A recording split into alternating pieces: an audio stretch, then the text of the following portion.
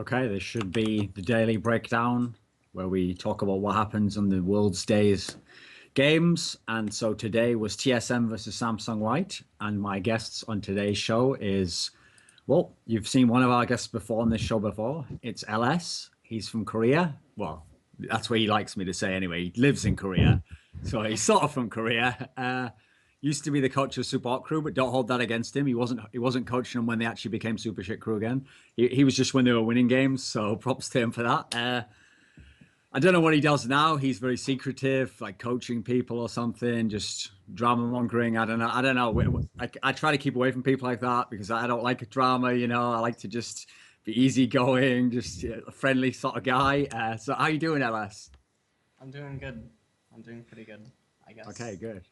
I can see everyone's in a good mood here. We've had a nice morning. We just enjoyed ourselves. Okay, so my other guest here, uh, he's actually part of like one of the really good underdog stories of this tournament. Actually, he was at Worlds and he came from this like plucky, like one of the worst regions in the world, Europe. He came from this plucky region and then he came up and believe it or not, they got some upset wins. They managed to win some games, but eventually they fell to the dominance of Brazil and that they were knocked out of the tournament. And so Tabs is back home now. Like, how you doing, Tabs?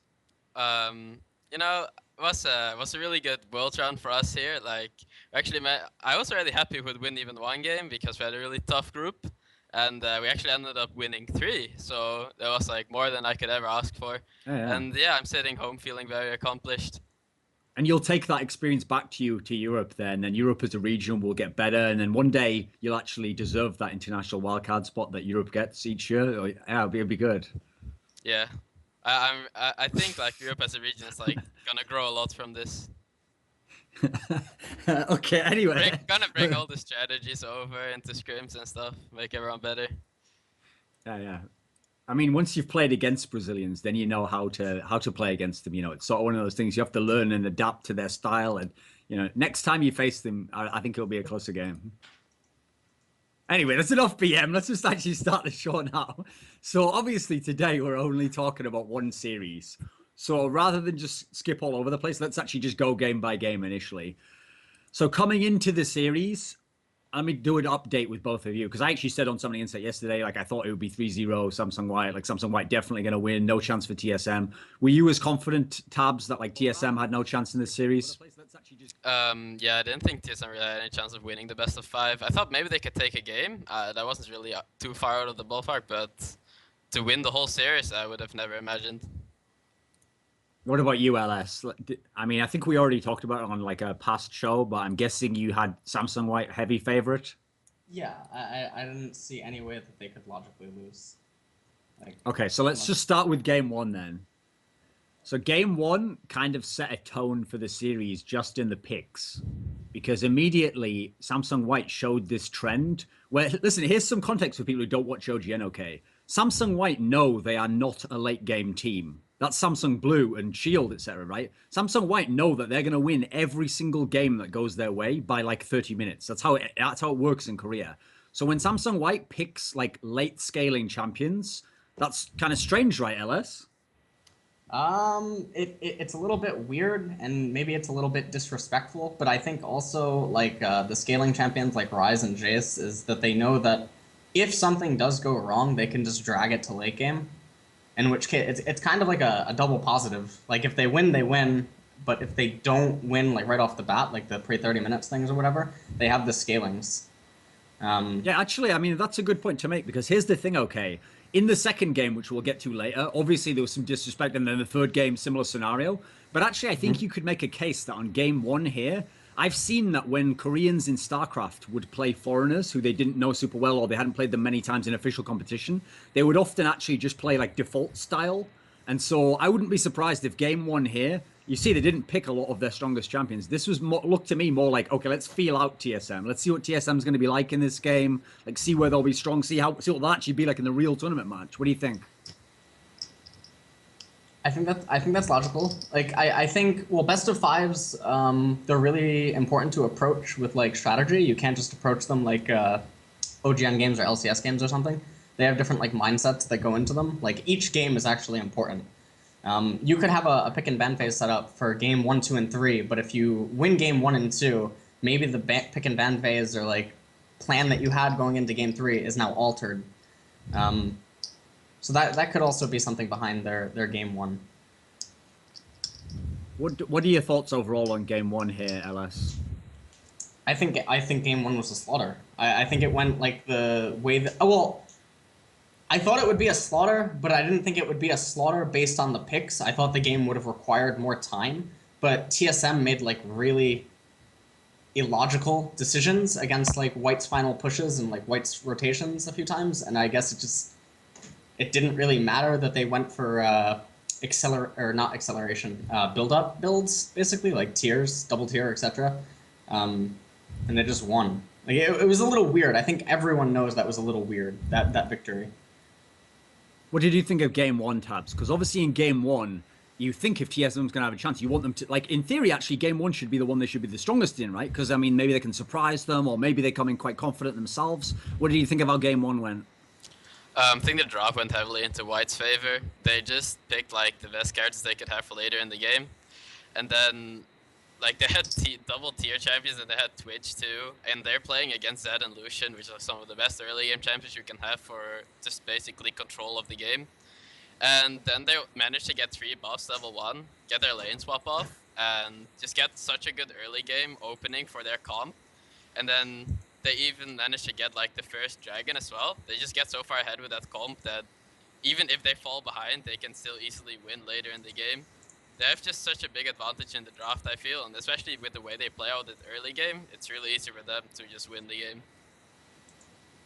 In terms of the actual game, like, since obviously later on TSM was better, were there some players in game 1 who weren't impressive, or they weren't up to the stuff, you know? Was White just better across the board? What do you think it was, Tabzz? I don't think it was much individual play in the game 1. It was just White just being a lot better there.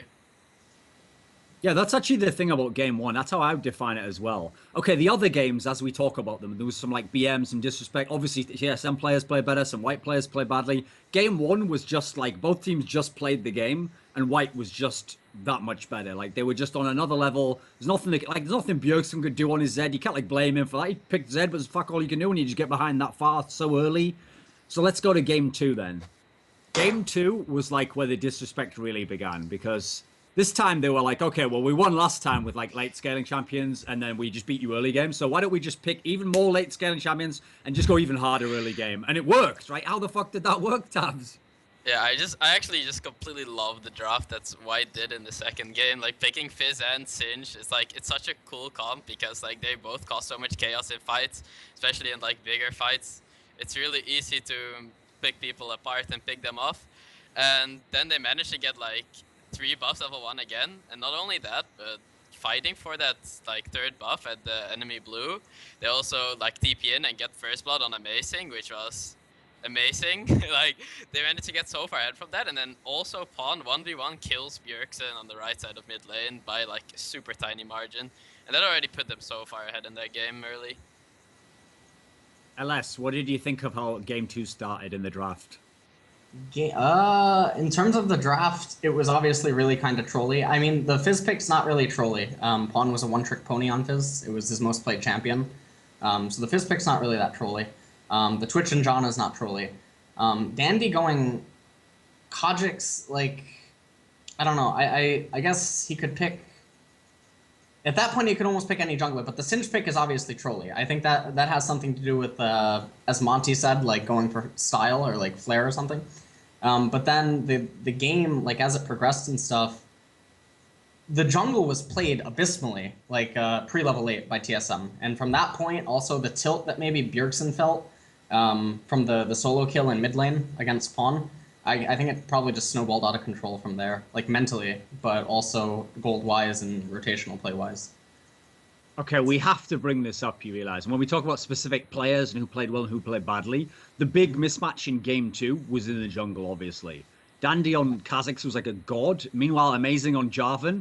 Like, I've always obviously brought up the point that Amazing's only been good on 2 champions. And then after that, he established, like, he had a couple of wins on Nunu in the LCS playoffs. His Kha'Zix started to get half decent. And especially in the group stage, he was okay on it. But Jarvan, we haven't particularly seen any really good Jarvan play from him. Actually, this game here, I mean, wasn't Amazing bad? That's putting it lightly. I mean, listen on the cast, they kept defending him, saying, You're "Listen, you putting know, the you words in my can't mouth, say Thorin. you can't say he's playing badly in this game. I mean, he's behind. What are you going to do in that scenario? You know, it's blah blah blah. Like it's true. You're playing versus Dandy. He's a god. He'll make some players look bad, but that was a pretty bad performance. So amazing, right, Tabzz? Yeah, I feel like he just tried to do a lot of things, and every time he tried to do whatever he wants to do, like he tried to catch ball and then he just dies for it, or it just feels to me like he tried too much this game, and whenever he went for it, it just didn't work out for him at all. Unless when people talk of, like Monty even said actually, you know, we'll build up to the Worlds. He said like jungle would be the position that would have the biggest disparity because to him the difference between Dandy and everyone else at Worlds, because there's no Cacao and all these people, would be huge, you know, because the next best junglers are people like, you know, Insect, these sorts of players. How do you judge the context there? How much was it Dandy being godlike, and how much was it like amazing doing badly? It was a combination of both, but I think Amazing doing badly was due to the proactiveness of just Dandy being godlike. Dandy can probably pinpoint where Amazing is going to go and like where he is at a lot of individual times. And I'm not making this shit up because there was clear things like his leap through Dragon and then going straight to Wraiths, and Amazing was there. And then they got the double kill in mid, the 2v2 in between the two towers. But then on top of that, like the tilt that he can probably put on Amazing because he's not able to do the things that maybe he's accustomed to is really a big factor. But the other thing that you mentioned is I don't think I've seen him on Jarvan. So that was like kind of really weird. And some of the stuff he was doing, like EQing, like I think there was a time that he went for a kill in River, and he like EQ'd over the wall, and it didn't look like anything. It looked like a solo queue player, like tilting and blaming his team. Like that, at some points in the game, I just thought like anytime a white champion was in vision of him, he was gonna die. And I was just like counting the seconds. Like that might have been the worst showing from a pro at this tournament. I mean, that's actually a point. That's actually like a microcosm of this series in a way, because okay, there was obviously later a game where Amazing did fine. In fact, he had some good kills. Right. And then obviously TSM had a game and a half or so where they did well. But overall, if I'm thinking back in my mind, this is probably the most dominating performance ever in League of Legends between like a top team from Korea and in theory one of the best Western teams. Like all the previous times that TSM lost and everyone laughed in their faces, okay. Even when Blaze beat them, okay, when Blaze beat them the first time back in 2012, they'd never played Koreans before. They didn't know what was going on there. Like, they had no idea what was coming. When SKT beat them in the group, they still had early game advantages sometimes. Sometimes they got a kill on Faker. When, let me think of another good example. Okay, when TSM lost at the Season 2 Worlds to Frost, those games were actually lots of kills, backwards and forwards. Yeah, Frost was actually like, knew how to out-rotate them basically and take towers and beat them. But this was like, when you consider it in theory, TSM, some people might have said they were the best team in the West. Some people could have said that. Best team in NA. To get this dominated by the best team in Korea is like, that's crazy, right? What do you think? Anyone? I don't think it's that crazy. If you look at other games, I think Riot does a really good job at hiding the discrepancy between the skill levels. And when you take Korea's absolute pinnacle best team versus a team that you can arguably say is maybe one of the best in the West, I don't think the embarrassment factor is actually that big. I think that the fact that Worlds masks it in the sense that like international teams only hit Koreans once a year or something, or you can argue twice if you count All-Stars or whatever IEM or, you know. But I don't think it's actually that surprising, especially not when it's white. I think if like another OGN team or something did this, it would be a little bit more surprising. But to say that white doing it, I don't think so. I mean, that is the factor as well. Sense. Like this matchup was terrible for, like if TSM had been against Blue, I think they could have actually performed better. They still would have lost, but Or it would have been right. Yeah, it would have been more of a chance for them. But you have a point there in the sense that, okay, the reason why I brought that up is because you know before Worlds Tabzz, the hype was like, oh, the gap's closed between Koreans. And listen, in the group stage, maybe it was true. You know, you guys, Cloud9 and you beat Najin White Shield. So people thought, oh, maybe it's true. Does this say anything about the gap? Is it just White just ahead of everyone? What do you think? I think in Korea, White is far ahead of all the other Korean teams, like even Blue. It's much easier to win against Blue than it is against White. So I feel like yes, the gap has shortened a bit. Like I think the number 2 and 3 teams in Korea, they're not like that much better than say the top 1 team in the West. I mean, it's already comparing number 1 to like number 2 and 3, you know, but for that's already an improvement for the West in that sense. But White is just on another level. Like you can't beat them almost. They're just incredibly good. So into game 3 then. Okay. Oh, by the way, just as a final point for game 2, like you could already tell also there was BM there where they just like stayed in the game for too long, right? They could have just ended that game at like 20 kills off or something. Anyone? Well, I don't know if it was necessarily BM rather than that's just kind of White to play a very mechanical executioner type style. But I do agree. They could have maybe ended it a little bit sooner. Yeah. Wait, are we talking about the third game? No, number 2. Like Oh, it was like 28-5 or whatever, you know. Yeah, it was like the 20k goal difference. Because the problem is, it's obvious that the way that game 2 went, game 1 was a convincing win, quite a stomp, but game 2 was like an ultra mega stomp of like proportions you almost never see. So you can tell that's what led to what happened in game 3. Because in game 3, they were like, you know what? We were sort of fucking around in Champ Select before, so fuck it. Let's just go hog wild now. Let's just see if we can pick anything. In fact, now let's purposely pick shit that doesn't even do damage early, and yet still go and invade and try and do level 1 shit. Like, this is like insane disrespect, right? Yeah, I think the draft was just terrible, and then again, like giving those kills level 1 while having that draft is just you can't afford to have that happen.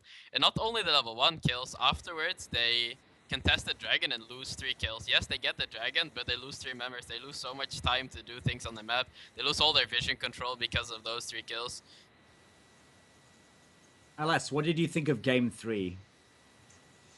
Game 3, I don't really know. Like I'm sure like the chat's gonna fucking hate anyone that watches this is gonna fucking hate me. I feel like game 3 was a pity game and that White gave it to TSM.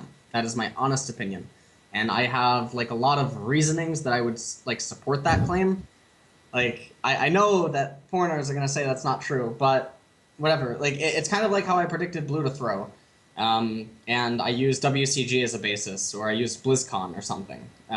Like when I won't pull up the specific incident, but like I don't know. That's the only thing I could think when I was watching it.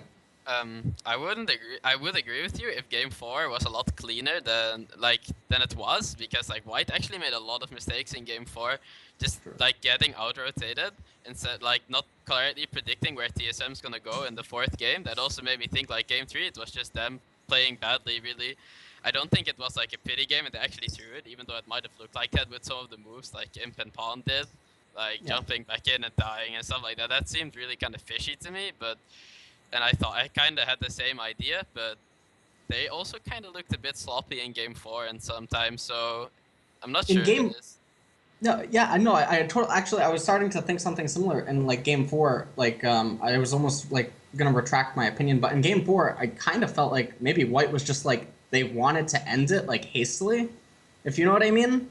And then like they were, I don't know that. I don't know. I think they were getting flustered. Like they wanted to end it faster, but they couldn't. Which, to TSM's credit, that's good. Yeah, I think TSM kind of outplayed them there, like, and just got a lot of free towers from that. Yeah. So the thing about game 3, though, is that it actually led into that really easy narrative that the analyst desk fucking loves, which is about how Samsung White's cocky. Like, I've mentioned this a million times, but I'm going to say it again, because I think it's like a context that, for some reason, I don't understand why it's presented this way.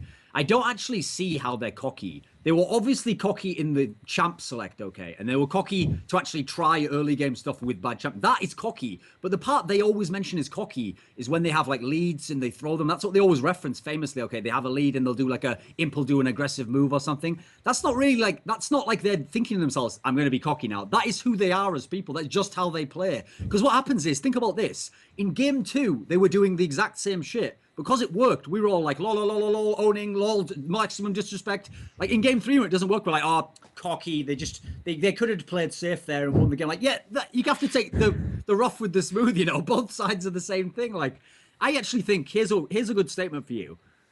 I don't think they're cocky every time they lose a game from the mid game. I think they're just not that good at closing out games, but they don't have to be because they're so godlike at the first mid and early game that it never matters. They're so far ahead, you can't lose almost, you know. What does anyone think? Do you agree with the analysts? In game 4, when they picked that massive 5v5 comp with like Yasuo kill Twitch, it's like, okay, there's no way TSM can ever win a 5v5 against you. And they still ran to mid, expecting TSM to like try and hold them off in mid lane. And instead TSM was doing some kind of move on the side lane and trying to make a push there. Which that I think you could say that is kind of cocky, but it's just how they play, you know? They expect the enemies to just like go and fight them and then they would win. So in game 4, okay, the early game went well again, and it looked like, okay, we're going to cruise to another stomp here. It wasn't quite a stomp. Actually, TSM got a few fights that were all right. But I want to ask you this, LS. The problem is, on the cast, okay, people are going to think I'm going to take a shot at the analysts now, because on the cast, they were kind of casting from the TSM side, like, oh, TSM could still, maybe they could get back in this, maybe they can make a play. That's actually not incorrect, okay, because actually, from doing casting myself, what you usually want as the caster is you actually just want more games. And so for the fans, you want another game to happen. So what you'd really try to do is you try to figure out, is there a way that the team from behind could come back? You don't spill it like they're going to come back. Oh, they're definitely going to do it. But you think, is there a way? Like if they did this, could they get back in? Because it'll make the game better if it happened, okay? Right. So in this sort of scenario, I can understand why they were kind of like making it like, oh, TSM's doing some pretty good rotations here. And they were taking towers, etc. But I was talking about this actually to Tabzz at the time. And if you just do a track in your head of what Samsung White had. So there was a point in the game, okay, where they had a 2-12 Kale with a Guardian Angel. They had a super monster-fed Yasuo, who isn't even the main carry on your team, who was like 6-0-8 or something. Then you had like a Twitch that was like 8-2-5. And like, I think the Twitch might have had Guardian Angel as well. Like at this point in the game, that you even if you take towers, at some point you're going to have to fight people and you will die, right? It's impossible to win that team fight, right? There's literally no way that TSM could ever win that. Like, not even that they were super fed, but Ari also went for a DFG into Void Staff, so she didn't have an Hourglass at all against Twitch and Yasuo. So it was super easy for White to open up on TSM and get like a ton of kills without like having anything in return if they play it well. So TSM had to avoid fights at all costs, which they could for a while, but then White was like, okay, I guess we'll start defending now and properly managing our minion waves and defensive vision, and then okay, they just like took the Baron and won. In general, what do you think of that game, LS? Did TSM have moments that were good in game 4? Well, TSM had some good moments. I don't know what Amazing was doing when he ran like 1,000 units ahead of the rest of his teammates. He's gonna backdoor. He's gonna backdoor. You can see. Yeah, he's gonna backdoor. It was just a distraction. He came with sirens on, man. Like I don't know. That was terrible. So like I don't know what he was doing there. There was a lot of good things that they were doing. I think Samsung, like I mentioned earlier, they were like flustered because they wanted to end it earlier. So it seemed like they were just trying to rush through everything because they knew they had the lead. They knew that all they have to do is force a team fight and stuff. And so there's that. As far as like the items and stuff and how everything went, I don't totally agree with some of TSM's itemizations and how they went about the itemizations, like in consideration to how the game was played. So that kind of hurt them in some ways, but it doesn't cost them the game or whatever. But I don't know, I feel like Game 4 looks a lot closer than it is, and TSM had opportunity to like steal it, if you know what I mean. Like, yeah. I felt the same way. I felt like the only way to lose is if White just drops the ball completely and lets TSM like do whatever they want, like just take all the towers and stuff, which I felt it was just really sloppy by White. And yeah, you could say it like looked closer than it was because the gold difference and the XP difference was just massive. It's just that White chose like really poor map play later in the game. Mm-hmm. Oh, a factor in this match as well, okay. Obviously, Imp was getting all the pentakills in this series. He looked amazing. But actually, I want to talk about Yasuo. I want to talk about Pawn's Yasuo, okay? Because people wondered why I got kind of like a bit prickly when earlier on, I think it was day 1 of the tournament, some of the casters were talking about if Yasuo would be like a threat to be picked for Samsung White. And then one of the casters actually said, like, you know, when you think of like Pawn, not really a threat to I assume he meant like in brackets to pick Yasuo, but he just said not really a threat on Yasuo. And the first thing I thought was like, you're right, in games they usually don't actually play it because it doesn't really fit their comps. But like if you ever see that guy on Yasuo, he is like a threat in every possible context, and you probably still should ban it versus him. Like this game here, what did you think of this performance, LS? I think his performance was really good, and like what you were saying, like just because he doesn't play it or it doesn't fit into the comps, it doesn't mean that he can't play it. Like, actually, I believe, I could be corrected on this. I believe he was the first real Yasuo. I think he is the first player that brought it out in OGN and dominated with it. And then it was like a must supposedly ban famous against him. when he was on the other Right, team. Samsung Blue. Right. He was the first person to whip it out. And while he may not be Dade or whatever, who's renowned for his AD champions in mid lane, Jace, Zed, Yasuo, Talon, etc.,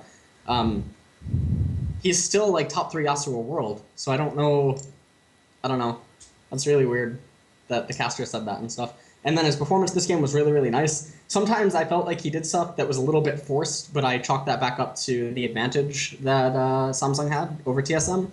And yeah. I think you're allowed to play a bit like forward, like take some risks, especially if you have Kale on your team and you're that far ahead. And you have like Merc Treads and the Giants build. It's actually really hard to truly die, and you might actually set up some good things as well.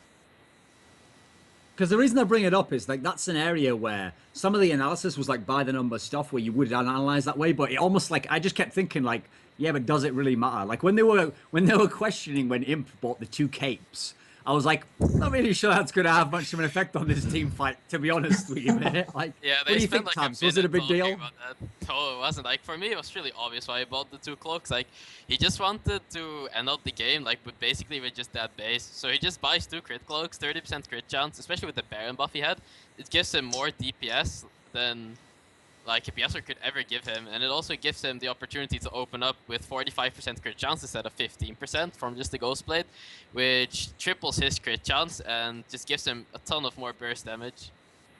So actually, I mentioned before, but let's make this point again. So since TSM's out of Worlds now, it's easy to look at the overall series and go, well, they got Ultra Stomped. They never really had a chance to win the series. But like I said before, actually, if we're being fair, okay, we'll be totally fair. On one hand, if Svenskeren had been in SK in the groups, maybe it would have been contested if they'd have gotten out of the group. But that's done. Now they're in the round of 8.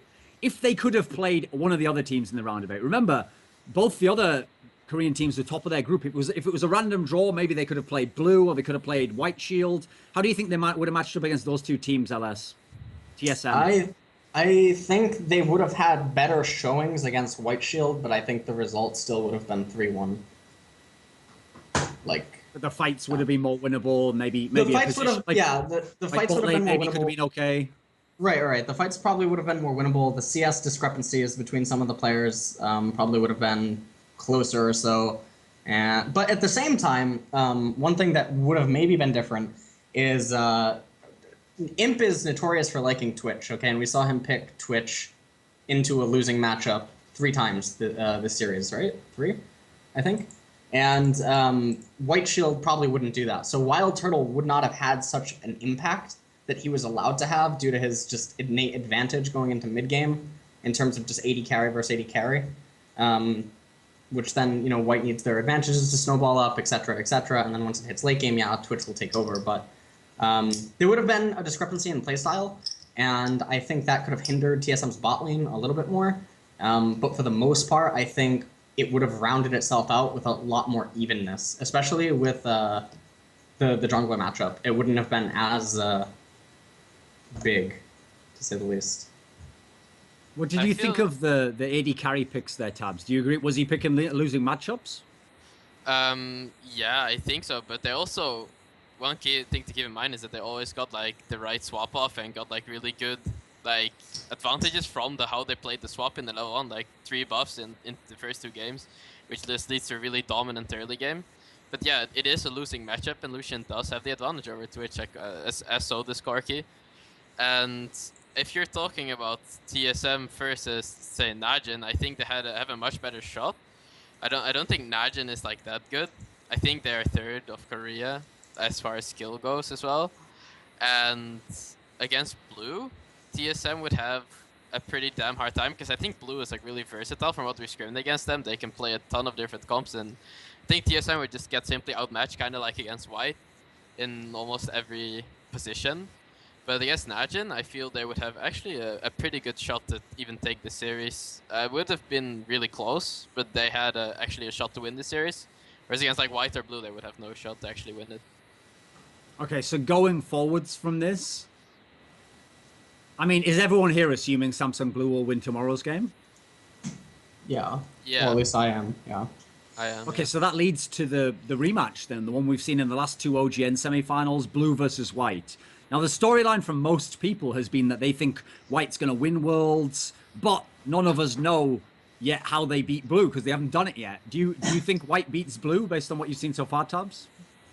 From what I've seen so far, I think White does hold the edge, yeah. But it's gonna be quite close. I think Blue has like a lot of things they can like whip out in the best of fives, and they might actually like just take the games off of White just because of that. But that's it. I think White is the better team when it comes to vision control and especially early game lane and lane swap play. That's gonna be their main boon in the series. What do you think, LS? Can they beat I Blue th- this time? You think you picked Blue to win, Uh, didn't you? I believe I did. Yeah. I think Blue would beat White. But there's like conditions on it. It like depends on the games and it also depends on the mentals. And I'm saying that because I know Mata and I know Dandy on a personal level, and I also know Dade. So inside of that matchup, I think it's really it's decided at a personal level, not necessarily skill. But Blue does have the best kit, I guess, going up against White, and out of all the teams in the World Cup. If Blue goes up 2 games, White's dead, like officially. If Blue goes up 2-1, the edge probably sways to like Blue's favor. If Blue goes up 2-1, the edge probably sways to Blue's favor like 70% going into the final game or something. Or is it best of 7? It's best of 5, right? Best of 5, yeah. Okay. Then yeah, then something like that. But if White goes up like 2-1, or if White goes up 2-0, I guess White will take it. So let's just do like a mini preview for tomorrow's game. Cloud9 against Samsung Blue. Is it going to be closer than this, Tabs? Yeah, I think it will be closer. I think C9 is quite close to skill level of TSM, but like Blue is just not as good as White overall. So I would say it will be closer. What do you think, LS? Will it be closer than this? I think, well, it depends on how Cloud9 approaches it and how they've been training inside of Korea. But I think the High versus Dade matchup is going to be really interesting, to say the least. And I guess like if Cloud9 stabilizes into the mid-late game, I think the games will be a lot closer than these games. But if like the mid lane falls behind, if the jungler mid matchup goes horribly, I think like Cloud9 gets smashed. Okay, So- strong words. Yeah. Right. Who would you pick as the MVP of the series, LS? Dandy, I guess. Oh, okay. I think you can't say that it's not Dandy. Dandy was always in almost the right position at the right time. In a lot of like the ganks, counter ganks, etc. His jungle pathing, his counter jungling, everything was really on key. Yeah, I don't really think that you can't give Dandy a ton of credit. Some of Pawn's snowballs and advantages came wholeheartedly from Dandy. I would say he's the MVP. I don't think Looper did anything fascinating with his teleport usage. I feel like his teleport usage was really generic, and he just played standard, which is really good. Imp didn't do anything spectacular. Yeah, he got the pentas, but it was like hard not to at that point, like with the advantages and stuff that he had. Mata did some really good stuff, and so did Pawn, but not to the same extent Dandy did. At least not in my opinion. Actually, in this series, before I go to Tabs here, that's actually one of the few players on White I can think of who wasn't that super impressive. Actually, Mata had a fairly just standard series. He didn't really do any crazy godlike plays that we always think of with him. He was just kind of there, and he never really needed to do anything, it felt like. What do you think? I completely agree. Okay, Tabs, who was your MVP? Yeah, I have to agree here that just Dandy played out of his mind, and especially like the skill gap between him and Amazing just really showed in how much he could get his team ahead. And like he was always, like he said, like right where he needed to be and setting everything up for his team. Like usually I would credit that to like Mata doing it a lot of the time, just Mata getting the vision in and making the plays happen because of just the control he brings. But I feel this game Dandy did that job and he did it really well. Yeah. Okay, I mean, I like those reasons. Actually, I think you make a good point there. He was not only one of the best performers, but the gap between him and what he was able to do to the opposing player, yeah, it was very good. Whereas, okay, Imp had the kills and Pawn had like individual games, but yeah, it really all came from those early games. The 3 games they dominated were the ones where the early game was Dandy just doing amazing shit all the time and knowing always where amazing was. Okay, that's it for today. Let's just wrap it up there. Tomorrow's show, we'll have some other guests on. We'll talk about Cloud9 versus Samsung Blue. Probably be a bit less salty of a show, but if you still like it, tune in anyway. That's the end of the show. Goodbye.